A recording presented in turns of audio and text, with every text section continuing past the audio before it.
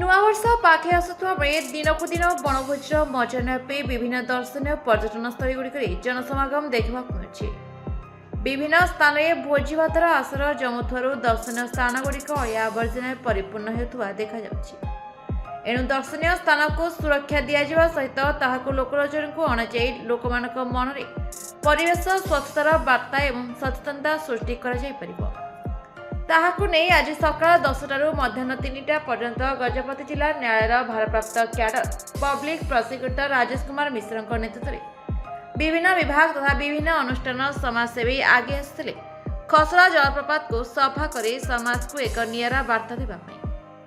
ପୂର୍ବ ଯୋଜନା ମୁତାବକ ସମରଝୋଳ ସ୍ଥିତ ଶଙ୍କର ଚକ୍ଷୁ ଚିକିତ୍ସାର ସହାୟତାରେ ଭୁବନେଶ୍ୱର ସ୍ଥିତ ଅଗ୍ରଣୀ ସ୍ୱେଚ୍ଛାସେବୀ ସଂଗଠନ ସେବା ପ୍ରତିନିଧିର ମୁଖ୍ୟ ସଂଗଠକ ନୀଳମଣି ମିଶ୍ର ତଥା ଗୋପାଳପୁର ସ୍ଥିତ ଆଇଆର୍ଇରେ କାର୍ଯ୍ୟରତ ମନୋରଞ୍ଜନ ବେହେରା ଏବଂ ସମାଜସେବୀ ମନୋଜ ମିଶ୍ରଙ୍କ ତତ୍ତ୍ୱାବଧାନରେ ଗଞ୍ଜାମ ଜିଲ୍ଲାର ବିଭିନ୍ନ ଅଞ୍ଚଳର ସ୍ୱେଚ୍ଛାସେବୀ ପାରଳାଖେମୁଣ୍ଡି ସ୍ଥିତ ଅଖିଳ ଭାରତୀୟ ଯୁବଜନ ସେବା ସମିତିର ମୁଖ୍ୟ କୁମାର ରେଡ୍ଡି ଗାୟତ୍ରୀ ପରିବାରର ସନ୍ତୋଷ ଗନ୍ତାୟତଙ୍କ ସମେତ ଶତାଧିକ ସ୍ୱେଚ୍ଛାସେବୀ ଆଜି ସକାଳେ ଖସଡ଼ା ଜଳପ୍ରପାତ ନିକଟରେ ଏକାଠି ହୋଇ ସଫେଇ କାର୍ଯ୍ୟ ଆରମ୍ଭ କରିଥିଲେ।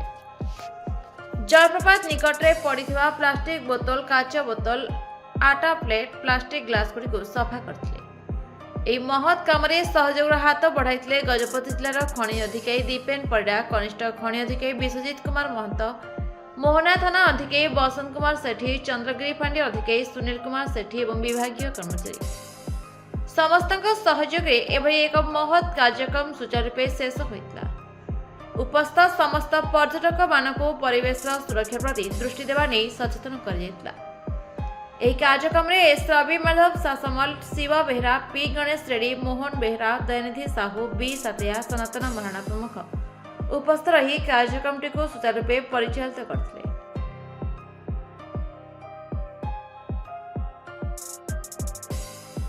ଗଜପତି ମୋହନାରୁ ପଞ୍ଚାନନ ଦାସଙ୍କ ରିପୋର୍ଟ, ନାରଦ ନ୍ୟୁଜ୍ ଓଡ଼ିଆ।